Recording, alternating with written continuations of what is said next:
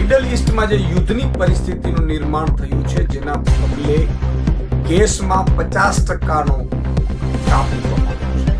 સાથે સાથે ગેસના કોમર્શિયલ બાટલામાં 114 રૂપિયાનો વધારો જીતી દેવામાં. હવે આ વધારો જીતતા અને ડિસ્ટ્રીબ્યુશન પાસેથી જે માહિતી મળી રહી છે પ્રમાણે અત્યારે કોમર્શિયલ ગેસના બાટલાના બુકિંગ પણ બંધ કરી દીધા છે, જેથી કરીને રાજકોટ હોય, મોરબીના 700 જેટલા સિરામિક ઇન્ડસ્ટ્રીઝના પણ અત્યારે તાળા મારવા જેવી સ્થિતિ આવી ગઈ છે. અત્યારે સંકટના વાદળો ઘેરાયા છે.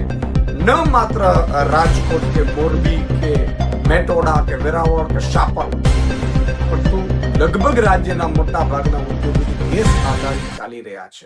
એમાં એક તો ભારણ આવ્યું છે 114 રૂપિયા વધારાનો, સાથે સાથે બુકિંગ પણ બંધ કરી દેતા અત્યારે ઉદ્યોગો, જે ગેસ આધારિત ઉદ્યોગો છે, મોટા પ્રમાણમાં મુશ્કેલીમાં મુકાયા છે. ત્યારે સરકારને મારી વિનંતી છે કે આ જે નાના અને મધ્યમ જે ઉદ્યોગો છે, જે ગેસ આધારિત ચાલી રહ્યા છે, એમાં વૈકલ્પિક વ્યવસ્થા પણ પૂરી પાડવામાં આવે.